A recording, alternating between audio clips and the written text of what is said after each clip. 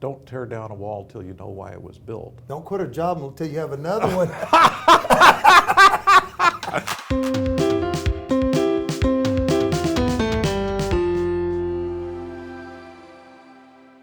You know, a couple of points along that line, because obviously many people would say that they agree with you, but the actual one is that how large is Dallas now? In terms of population? Yeah. Dallas itself. Yeah, it's about 1.2 million, and it, by the way, didn't grow. But it's in an area now of 7.5 million people. Right. So we live in a SMSMA market area of 7.5 million people, yet Dallas is 1.2 million, and a lot of the growth, I think 3 or 4 of the top growing cities in the United States. Regions. Including the United States, are McKinney, Allen, Frisco, Yeah. Prosper. Those they're growing. mentioned. We're not. So the real question is one of the questions you get into is why? I just told you, we 54% of our land is unusable. And real issues become issues for people like schools. Right. Well, how do we address schools? Schools are the one area that we have seen drastic improvement. That's great news. No, I mean drastic. 2 Dallas schools are the 2 best in the country down at Townview. But the worst performing Dallas schools have been turned around completely. And that's the function of political will to elect a school board, to hire a superintendent, to follow metrics. And now even the governor is saying every school district in Texas ought to look at, has to follow what DISD is doing, including the suburban schools. We've had schools in Dallas outperform Frisco schools. So that's going to, as the more that gets known and the more, and people don't care about the schools as a whole, they care about the school their kid's going to go to. So it's very important, and you're right about this, that we have neighborhoods. Right now, if you want to, the average home prices have risen. Yes. So if somebody's looking for a home in the $300,000 to $400,000 range, yes, with a good school, all right, you can't find it. So you can find homes for $100,000 or $120,000 with a good school, or you can find a place with $600,000 home or $800,000 and not a good school. But you can't find the sweet spot, which Frisco has, $300,000 to $400,000, good school. So that's our challenge, and that is correctable. But they're already started. On the school part, now we have to have the neighborhoods, but we don't have any land. So back to tearing down the barriers so we can use that land. And when you say tear down the barriers, right? I'm thinking of cranes knocking down Interstate 30. Exactly. How are we going to do Actually, this? no, it's dynamite. Dynamite. I asked okay. TxDOT and I said, when we get down to tearing down this highway, what's it going to be like? And he said, it's going to be easy. You just stick some dynamite under there. But what is going to go in its place? You put in a boulevard system, you restore the community grid. 52 blocks of BPLM were destroyed to build I-345 in 1971. You replace all that, and you can put in 12, TxDOT's own figures show, you could put in 12,000 housing units, 5,000 of which could be workforce housing. Wow. Obviously, to pay for the workforce housing, the other is going to be luxury uptown type housing. Not luxury, but uptown type. That's a lot of people. That's 17 to 21,000 people living in an area of town. Makes that area worth $4.5 billion. Downtown today is only worth $4.5 billion. The interesting thing is uptown is worth $6.5 billion. Isn't that amazing? And it's the last 22 years. 22 years ago, it didn't exist. Jeff Bezos, don't tell him he might buy the whole thing. He could buy the whole city. It might be great to have an overlord. Yes, benevolent. We hope, but so you can create value. Yes. The demand is there to create value.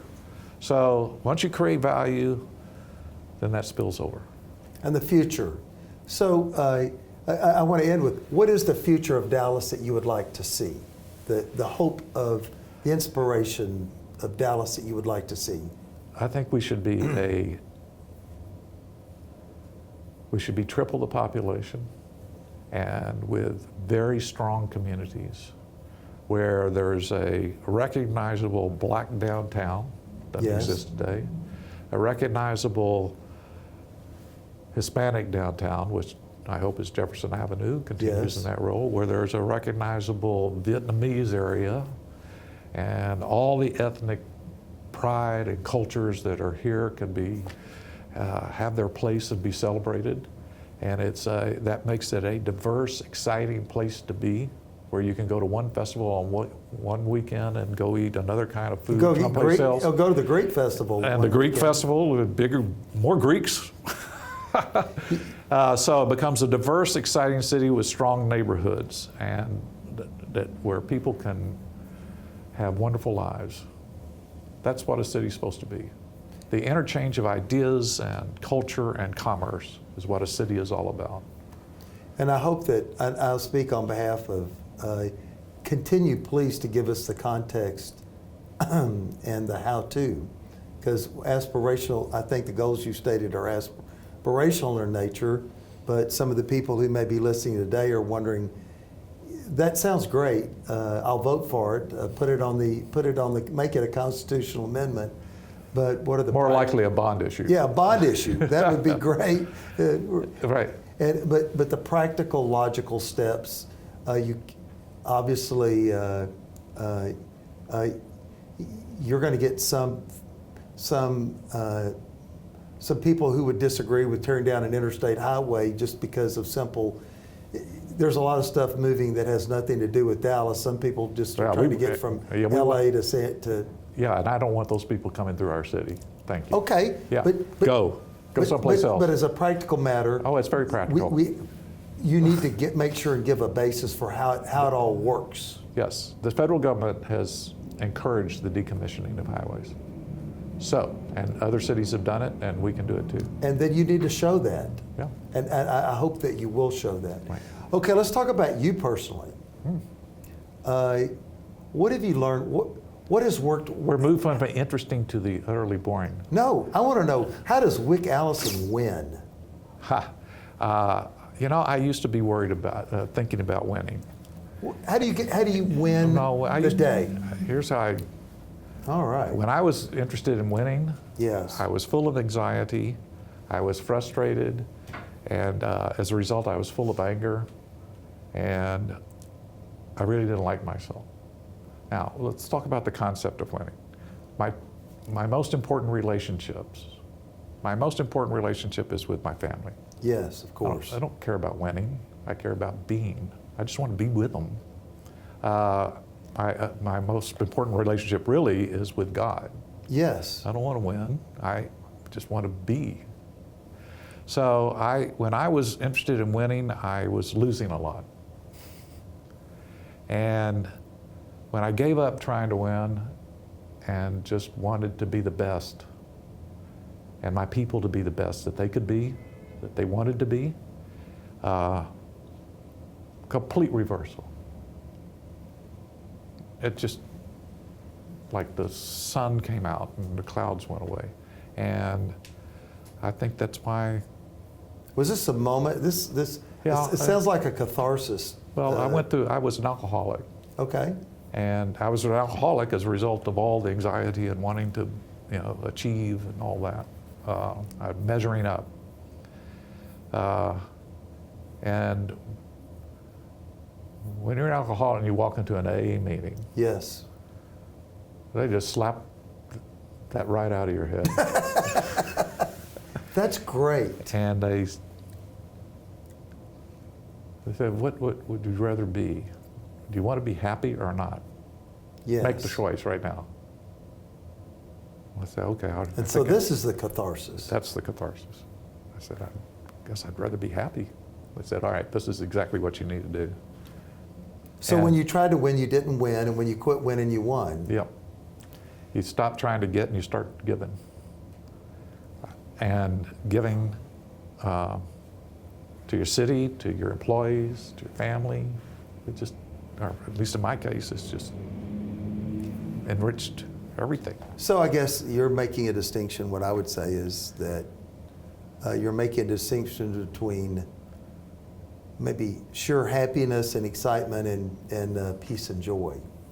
I would say that's what I seek in my life every day is peace and joy. That's a good distinction because happiness, like sadness, is fleeting. Yes. And it's like a golf shot. You ever hit a golf shot, you think, I just wished I could can it and I could like go 7-iron yeah, and you'd hit the shot and it would be automatic and you go, thanks. yeah, right, exactly. But joy is Lasting. and wonderful. Yeah. And it is a word that has been overused. I give a speech, I talk about commodity, and people become commodities and things, and ultimately, if you're going to establish ultimate success, you become priceless to people. Right. As you go Oh, about, that's right. because really, I think it was a advertising medium that came up with the idea of priceless, but certainly people, situations, ideas, catharsis-led moments become priceless because ultimately we're all influenced by others. Nobody's going to sit here and say they're not in some way influenced by others. I'm being influenced by you right now, as a matter of fact, hearing your story. Well, you poor thing. To your point, I was taught, for example, with my employees, that they say nobody is indispensable, Yes. right? Well, that's just bullshit. Excuse All my right, language. there you go. Everybody is indispensable. Everybody who works for me is indispensable. They're all incredibly good at what they do. They're indispensable. If they leave, we got to find another indispensable person. Yes. It's a complete just reversal of attitude. Well, and so you feel like that by maybe calling on or trying to achieve higher goals, which what I would call Mission, is a sense of self and perspective in the world is better. That in a sense I have said before, I mean, popular culture is a lie. That's right, and the concept of success is a lie. I have so many good friends I grew up with who are very successful. Yes. And are miserable human beings. Yes. Miserable themselves, because they're miserable to others, therefore they're miserable themselves. There's nothing I can do. Chasing false gods, I guess we would say. I had a guy tell me at lunch, this guy's worth $500 million or $600 That's a good number. Yeah, it's a good It's number. getting on up he there said, now. He said, Wick, I've got to get your advice. I said, what is it? He said, I can't sleep at night. And I said, why? And he said, because I'm so scared that it's going to be taken away from me. I said, what? Right. And he said, but he was sincere. He had tears in his eyes. I'm so frightened that I'm going to lose everything. And I said, how are you going to lose everything? What, did you bet on something? He went, no, I'm just afraid I got to get more, so in case I lose what I've got to work harder. And I'm not a psychologist, and I just said, I didn't have any pearls of wisdom for him. But that's very, very sad. Well, I recall reading John Steinbeck's The Pearl. You may have read the story. Yes, right. And the story goes is this fisherman ultimately finds this very valuable pearl, and he has become quite a wealthy man in this community because of his possession of this pearl. And over a period of time, people attempt to try to break in his house to get the pearl and various things. And near the end of the story, of course, he throws the pearl back into the ocean. It goes back to being the fisherman. Right. Which John Steinbeck is quite good at making pretty good points. Very good. You know, I just wished. I just wish I had known all this earlier. Yeah, But you know, people can tell you, and you can read aphorisms. I mean, you can listen to aphorisms, and you can listen to and read the Stoics or whatever. And life is something you just got to live to understand it. and so let's talk about what are the mistakes that you've made. Oh my goodness! I mean, you know, How much time you got? one of the problems is ostensibly, Wick, you are smart, you're a handsome man, you're an educated man. I like the handsome part. Well, absolutely. You speak well. You have always been in a position of influence. You're ostensibly a happy, successful man. And I think anyone that I know that doesn't know you well obviously would say, I want to be Wick. What would Wick do? And so the point really is on a more human sense, what are the things that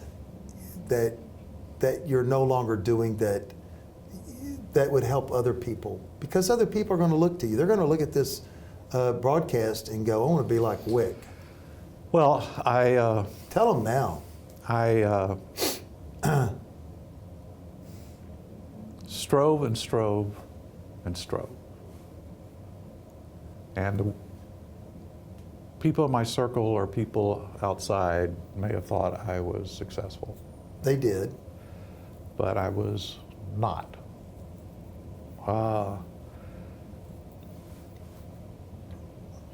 Until I surrendered. Good. And I have literally made every mistake. I've invested in things that are stupid. I've done things that are stupid. I've had relationships that were stupid. Yes. I've done everything. That's just why I wish you could have a drug at birth that gave you your grandfather's, wisdom. But no, we have to go through and do all that stuff to learn the lesson. We have to get the ticket to learn not to speed. Mm-hmm. And so, what are the mistakes that you might see of young, aspiring people who seek to create success for themselves and to establish peace and joy in their life? Well, there's nothing you can do with a 20-something. It's the age of anxiety. They have to have their place in the world. This is male and female. They're searching for their place in the world. So let's talk about people in their 30s and 40s. All right, that'd be good. There's a priest in Santa Fe, Robert Orr, who distinguishes to the two parts of life. The first part, I talked about 20-year-olds trying to establish themselves. You have to kind of create an outer shell. You have to create the ego, and it has to be protected. And you find an ideology or a religion or a self-help book that you're attached to, that you follow everything it says, some mechanism of coping with the world, an outer framework to help you understand it.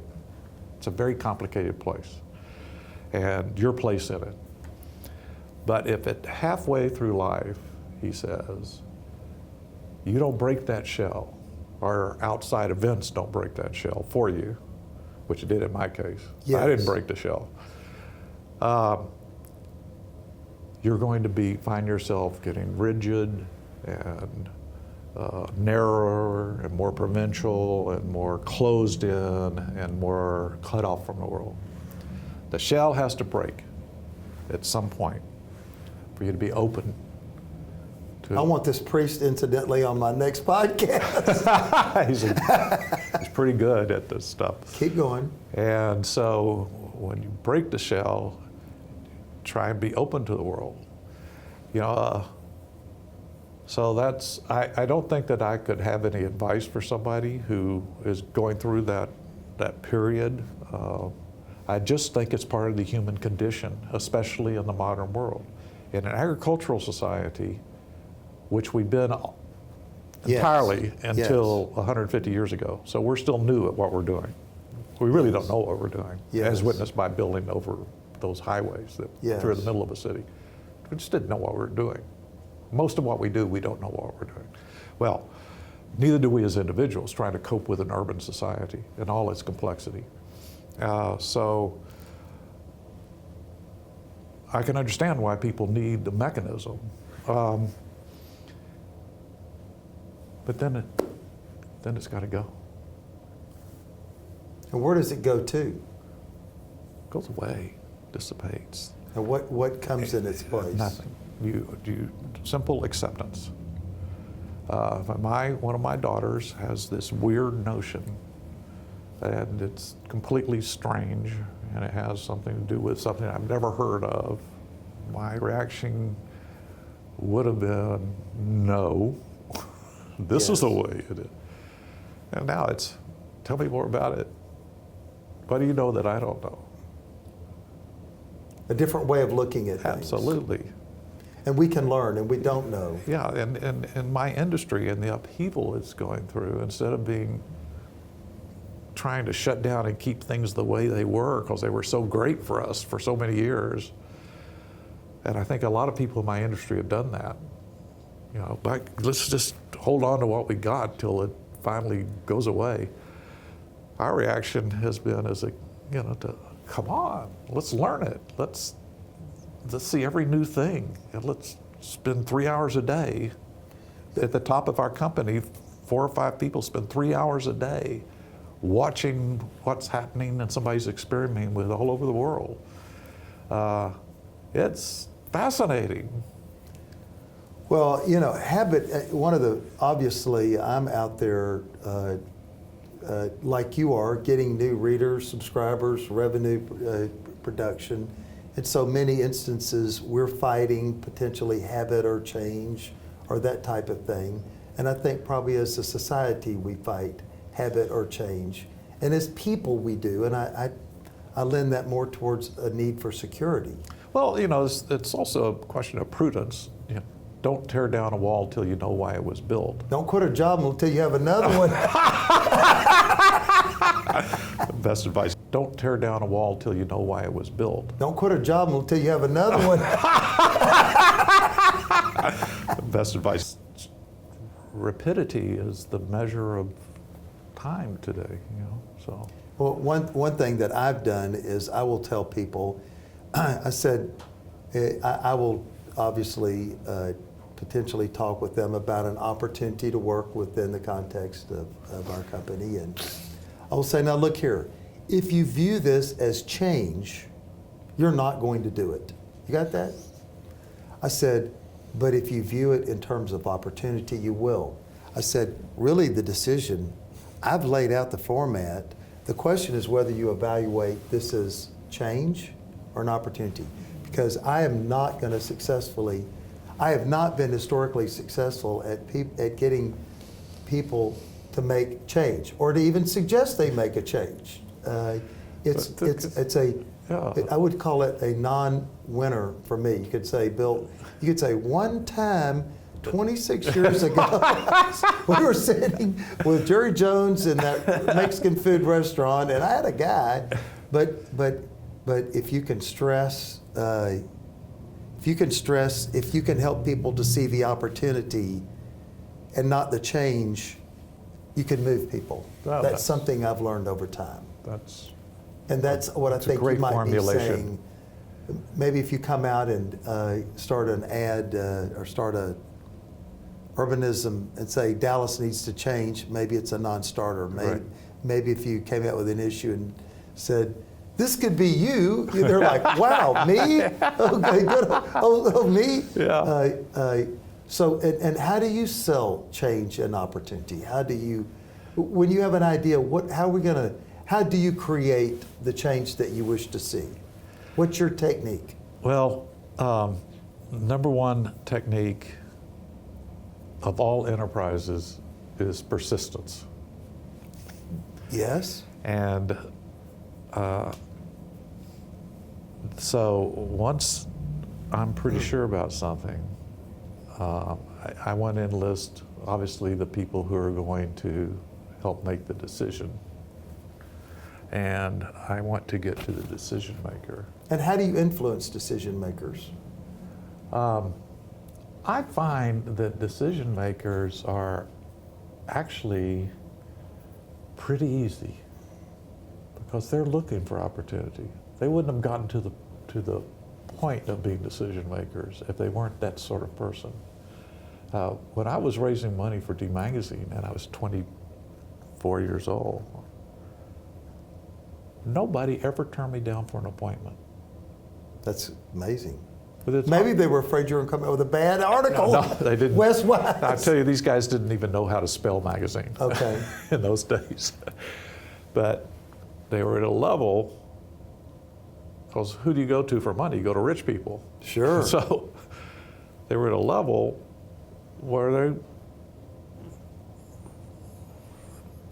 what? Tell me about it. Yeah. And so I found that decision makers are fairly easy to get to if you have the right idea. If you have a dumb how'd idea. Okay, one of the problems that we're going to face, or I face in business, is there are many people, but much fewer decision makers. And not everyone has, one of the issues that one of our viewers might face is, how do I get to the, I'm meeting with Betty. I know Betty. We go to church together, of course. Right. And I know her well, and she said she's going to speak to some of the people. Right. But nonetheless, you're always on the periphery. So you're Well, not. How do you get to the? What's your technique, or you would advise other people? What's your technique for finding out who the decision maker is and how to get there? The two qualities you need, well, three qualities. I already said persistence, but the two other qualities you need is vision. Yes. How does my idea or what I'm doing improve their lives Yes. or their business? And number two, you'd have to have courage. It's an interesting word. I read about the etymology of the word courage and that type of stuff. It's a bigger word. It's a bigger word than it sounds. Right. And you have to believe that what you think is going to help improve them. You have to absolutely believe it. Now, if I believe that something that I'm going to do, when I come see you, if I believe that what I'm going to do is really important, well, by God, you're going to start believing that this guy really believes this thing's important. Now, I may not have enough information as the recipient of this thing to know whether it's important or not. But I've had people tell me, I'm doing what you tell me to do. I don't understand what you're talking about, but by God, you're so passionate about it, let's go do it. I've felt that sense before. Well, and I get You it from came you. and visited me one time. Yeah. So I think, but getting to the decision maker is courage. They say, well, Betty's going to get mad. I've got a relationship with her now. She's kind of hemming and hawing to go up and around Betty. She's going to get mad at me. Send her flowers. Go ahead. Good God Almighty. If you believe that this is something that's best for somebody else, if they were going to lose their arm tomorrow if you didn't do this, would you just go, oh, well, Betty doesn't want me to? No, you'd go right there, right Yes, then. you would. So God, you believe in it. Do it. Bold. There's the Latin phrase of fortune favors the bold, right, isn't it? Right. Yeah, what are they going to do? Shoot you in the face? I mean, people like hearing ideas, and they want to hear them.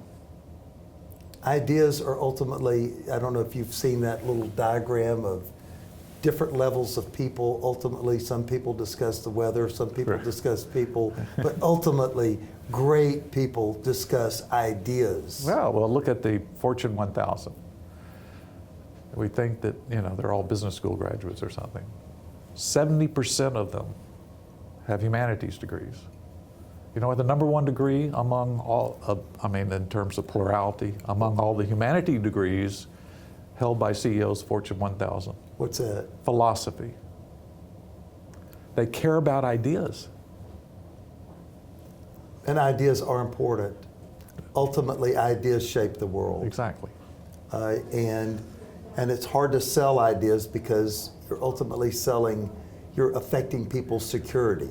I even find that personally in my life. There are things that I do. I tried to look at my day, and I discovered that some things I do aren't necessarily, they're just things I do kind of during the day. And when I don't do them, I kind of miss them. What's wrong with me? It's psychiatric time. So let's talk about your day. Oh, I have an easy day. I don't do anything. What do you think about when you get up?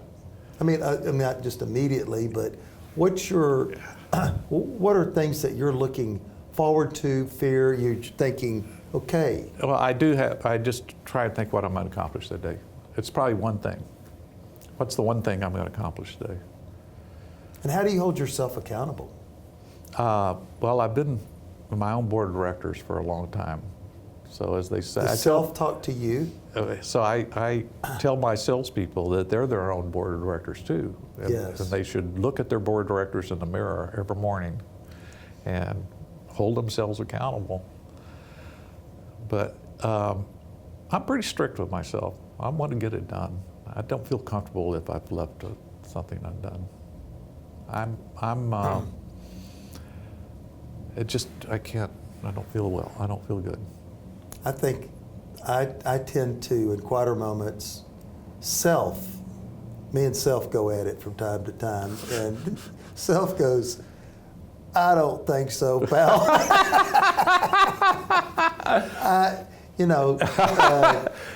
Probably not.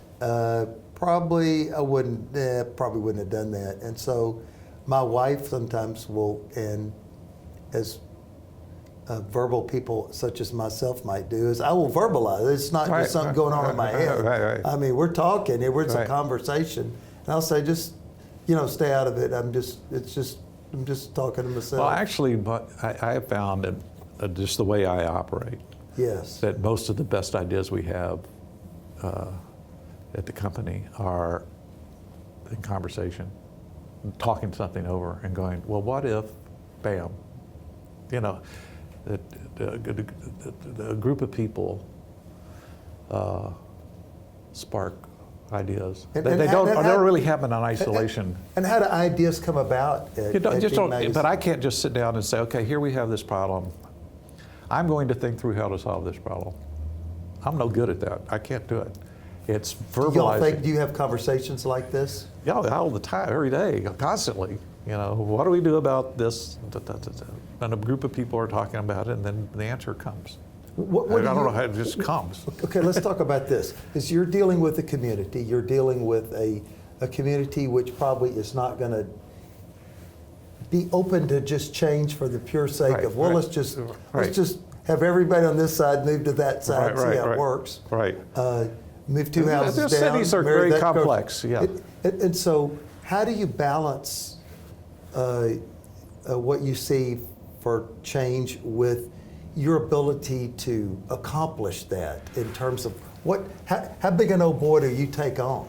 Well, let's say from the start, when you're dealing with politicians. Yes.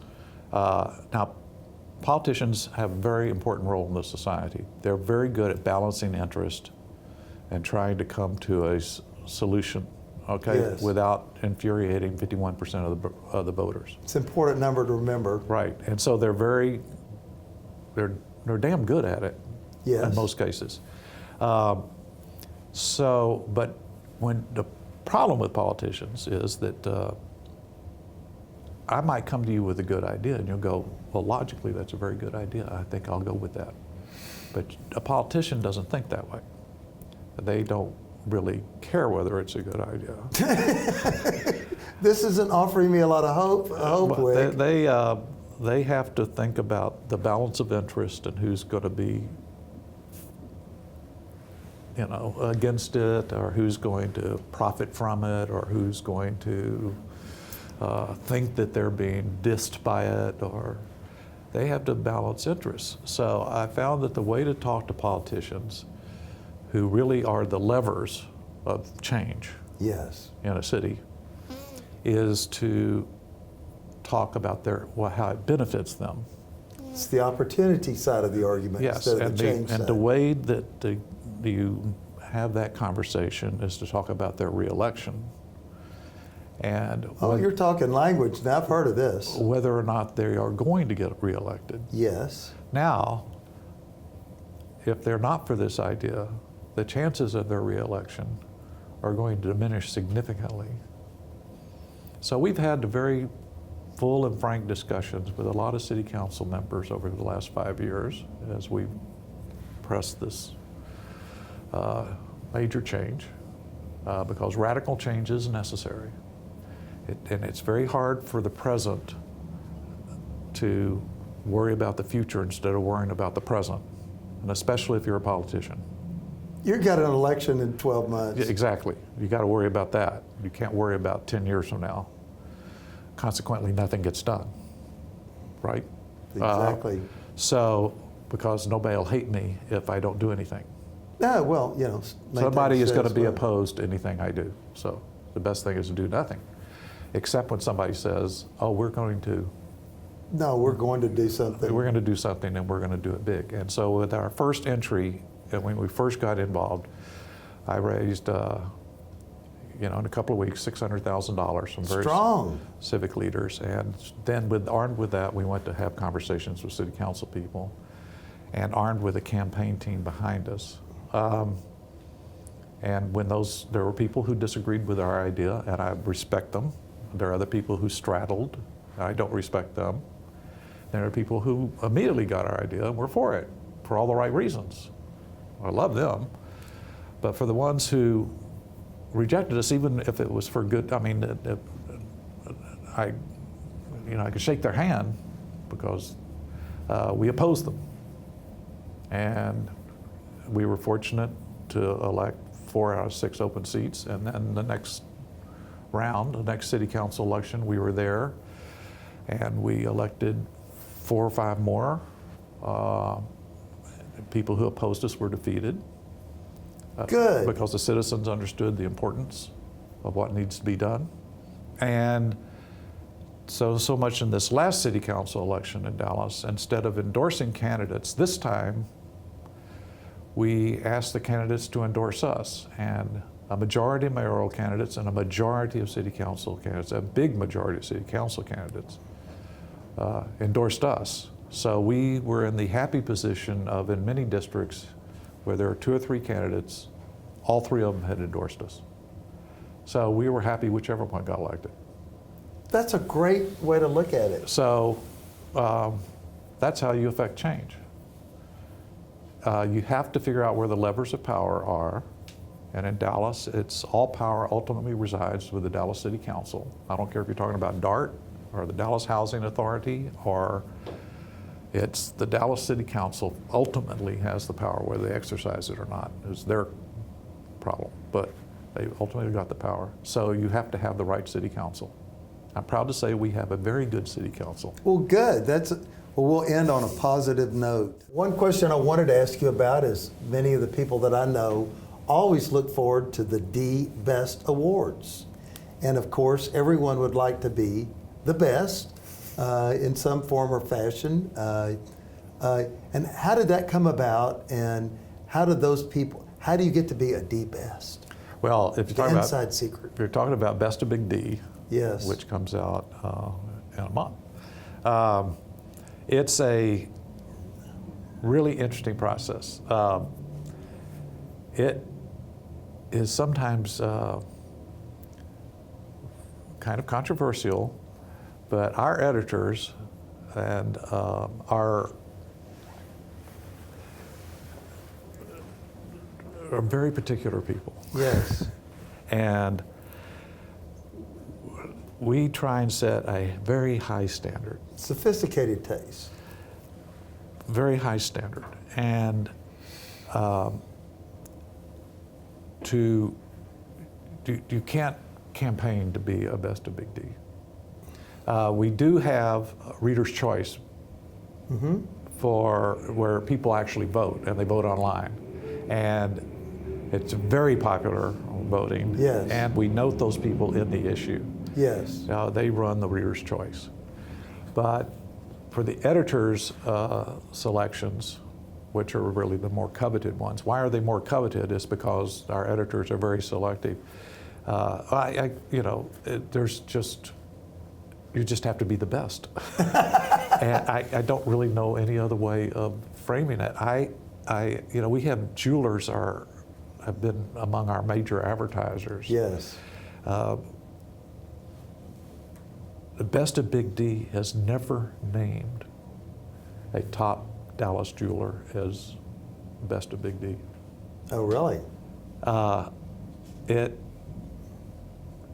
Believe me, I hear about it from the top Dallas jewelers. They always find some woman or some guy over there who has done something that has never been done before, and creating this special alloy of whatever, and this is unique in the world, and there are only, or let's say there's 7 of them, and that's always the Best of Big D. So something like that. So it's, I have to say, all the complaints that started very early on when we started this process over the years they have worn down. Really? We've worn them down because You kept publishing. we kept publishing, and what we select is the Best of Big D. If we say this is the best taco in Dallas, anybody could argue with us, and everybody has their own taste. Right. But you go have that taco, you're going to go, well, if this isn't the best, this is the damn closest I'll ever get. It's in the top 3. Right. So I just have to give credit to the absolutely persnickerness of the people who work for me. They just are Relentless in their pursuit of excellence. and in their discovery. Yes. How do they find these people? So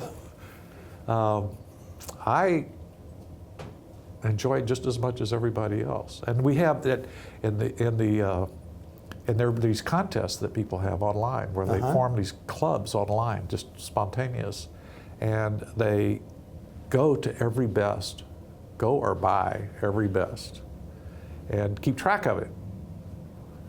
That's insane. I mean, that's a lot of stuff. It's a lot of money. Anyway, that they do it. It's very popular. Well, it's popular because it's trusted. it's trustworthy. Yeah.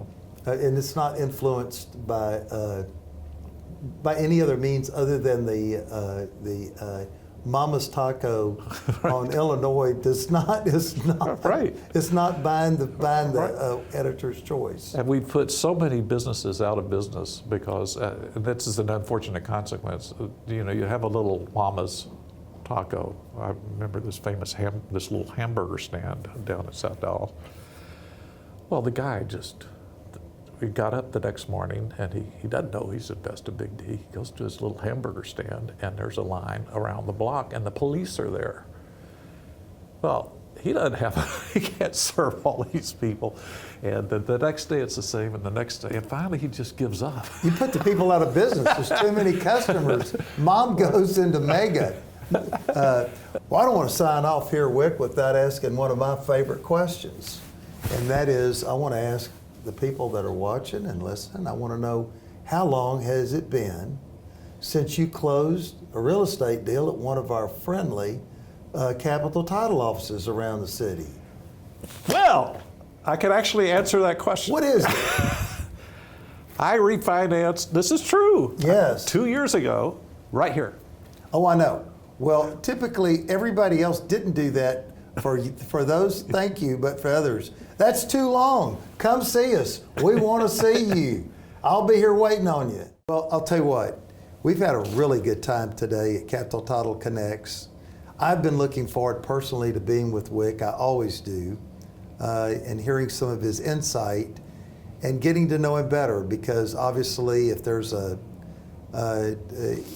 as they say, I don't know if he's one of the most powerful influencers for good and change in this city, but if there's someone that's more influential, he's in the top 3. So let's put it that way. And I would say on behalf of the people of this area, Greater Dallas, we're blessed to have you, Wick. We're blessed to have a man of your insight and wisdom.